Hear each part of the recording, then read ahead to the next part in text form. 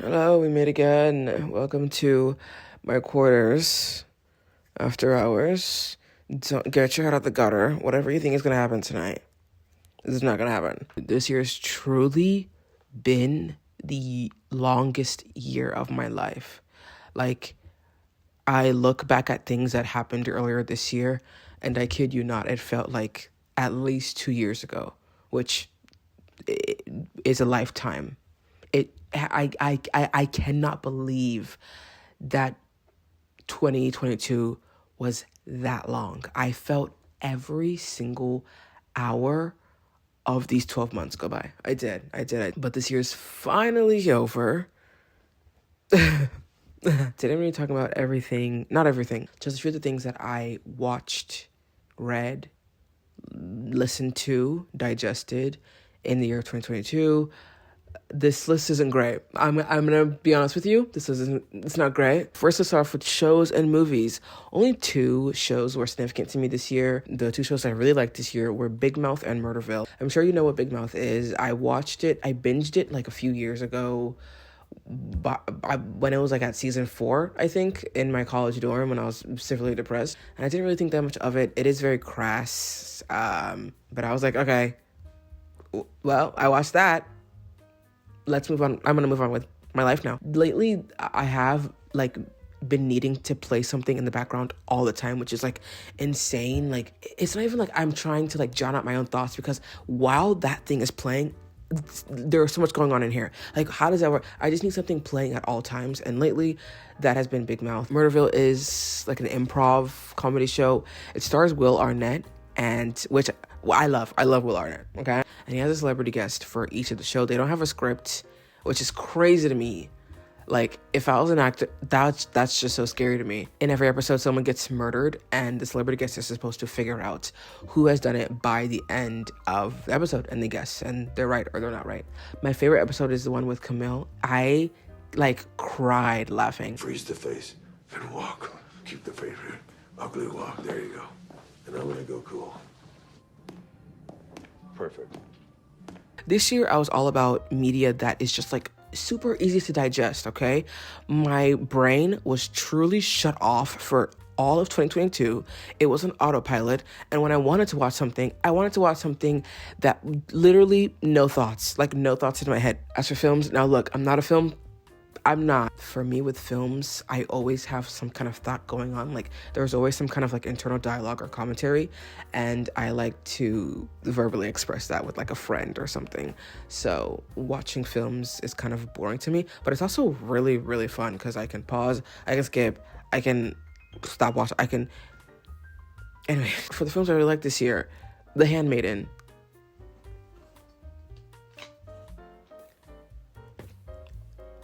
So, yep, I don't think we need an explanation, any further explanation for that. Everything, Everywhere, All at Once. Everyone, like, loves...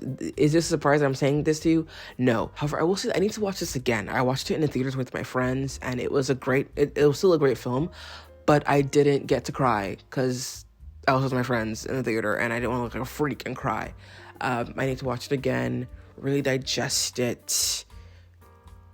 At first, I did not like the film. I thought there was just a lot going on, and any elements of like magic realism, the multiverse. Let me stop you right there. Hey, let me stop you right there.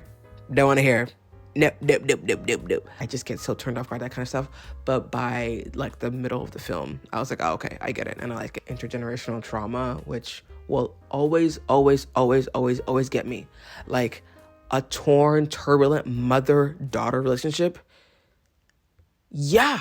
The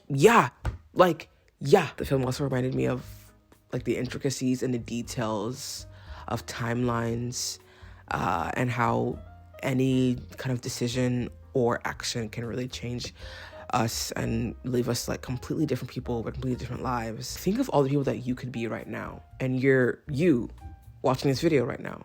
Are you happy with that? I'm not trying to like call you out. Like, I thought of the same thing when I left the theater. I was like, this is millions on millions of choices. I'm in this timeline right now. Okay. I don't know if I like that. I watched her. Let me just read you the little, I'm looking at my MacBook. It's charging, so I can't bring it up. I wrote, Joaquin Phoenix's character in that film is just so ellipses, gentle and soft-spoken, like ellipses. Come on now. Like, yeah. Yeah. Oh, I also wrote, I would fall in love with that thing too. So, I watched Closer, which is like what was that film? A drama, I guess. I don't know. It's not a comedy. It's not a thriller. It stars Natalie Portman, Jude Law, which I can't decipher whether or not he's like a handsome man. One second I'll be like, okay, he's kind of handsome, and then the next second I'll be like, oh, that is an ugly man. Jude Law's character meets Natalie Portman. They fall in love. Jude Law gets swept up by Miss Julia Roberts, cheats on Natalie Portman, but she's married to someone else. It's just like it's like womp womp, humans and romance and their shortcomings. You get it. Also gonna read you what I wrote. I said, this movie almost makes me believe in polygamy. Nope, hang on. This movie almost makes me live in, dang, oh my god. This movie, it's because it's so, hang on. This movie almost makes me believe in polyamory. Like, how are people supposed to watch films like these and then go out in the world and try to establish and sustain healthy monogamous relationships? Like, this doesn't make any sense. People are fucked, their perceptions are fucked, and we as humans are a ravenous and selfish species that are always looking for more. Yeah. That was all for my favorite things that I watched. Let's move on to music.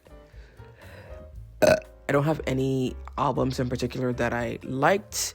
I have artists and I have songs, individual songs. As for songs, I had this song on repeat for did not leave my Spotify months on my on repeat playlist, which I also, this year, I found out that Spotify has an on repeat playlist, which is just like 25 or 20 songs that you just like play the most. And for like months, I played that playlist exclusively. So I wasn't discovering any new music or even going back to my old, just playing that Anyway, this song, I played it disgustingly. Les Choses de la Vie by Philippe Sartre. As for artists this year, I discovered Laurence Anne, which is just Lawrence Anne. They are a group based in Montreal. They just have a really cool sound. They produce tracks in English, Spanish, and in French. Another artist I really, really liked this year was Ichiko Aoba.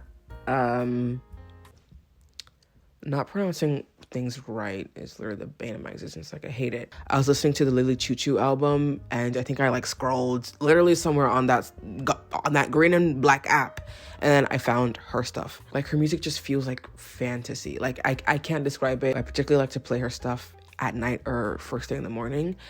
It feels so good. Like, I don't know what it does for my brain. It feels so good. I think of so many things when I listen to her music. Like, the synapses really, I don't know what it is. I also don't know what I'm talking about. Let's move on to miscellaneous things before we talk about my favorite books for this year. Sounds so cheap. These are the Sony M.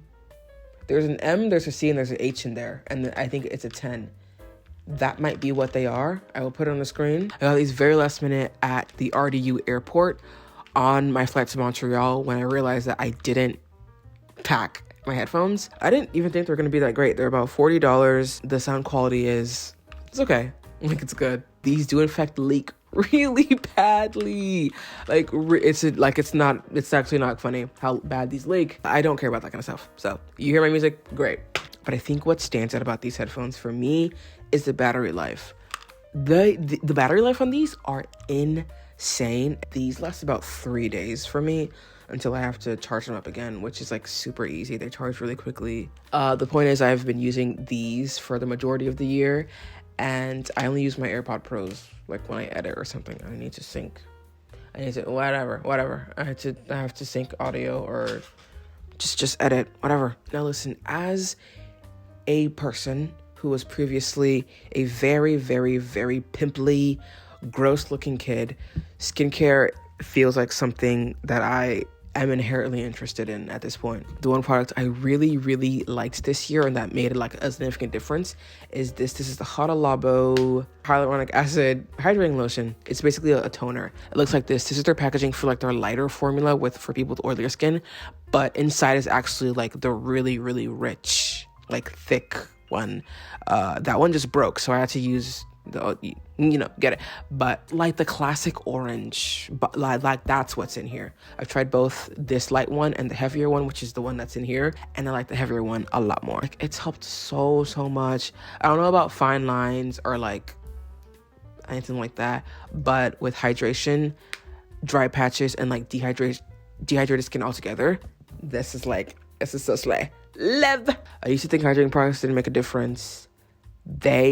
Wow, like, can you, like, why did I discover hydrating toners at this year only, at my big age? Like, that is actually ridiculous. Okay, very last thing, very quickly, let's go over books. I'm a little bit, like, not ashamed, but I would say embarrassed by this selection. But I do have to keep in mind and give myself a little bit of grace, because this is the year that I started reading again after not reading for like 8 years. One of my New Year's resolutions is to read more classics and nonfiction. Actually, no. Let's call a spade a spade. What it is, everything in this world is to fuel my individuality complex. Like, why am I trying to beat around the bush? I want to read James Baldwin. I want to read... The fact that I can't even name another author is just like actually really embarrassing. Dostoevsky.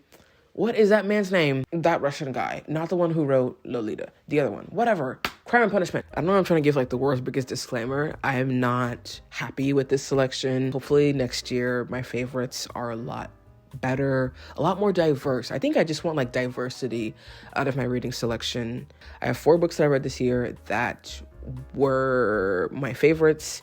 I've separated the categories into like for writing and for plot. As for writing, first we're gonna go with Open Water by Caleb Azuma Nelson. I finished reading this book in about 2 days, like the last week of December, and it's very good. The writing made me want to vomit. Also for writing, Sula by Toni Morrison. I talked about it in my Hot Girl summer book video. Writing is insane, and I want to definitely read more Toni Morrison pieces next year. This year. This is 2023. Right now. We're in for books that I just enjoy the silly little plot. We have Exciting Times by Nisha Dolan and All the Lovers of the Night by Miko Kawakami. Yeah, I didn't expect to really like Exciting Times that much. It's just like fun 20s girl traveling. Like, she's not fun. She's actually really boring. And for All the Lovers of the Night, I read this book for an upcoming book video. The ending made me want to dig up someone's grave and dance with their bones. What does that mean, and why did I just say that? The ending made me feel not good. Let's just say that. I was like, okay, yeah, that's good. It's good. Kawakami's writing is absolutely insane. I think the next book of hers I want to read is Heaven. Like, it's just so good how people write like that. Oh my God, I'm never gonna be able to write like that. I'm never gonna be able to write like that. I'm literally never gonna be able to write like that, ever. I can't write. I will never amount to anything. I need to go to sleep now. I'm borderline delirious.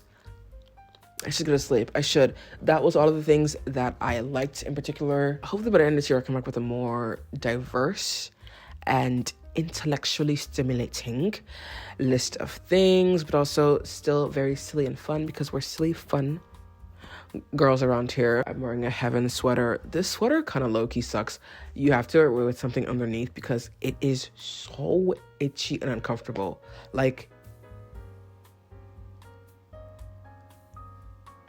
but also if Marc Jacobs emailed me for a Heaven collaboration, anything with Heaven, yes, immediately yes. And I stand by that.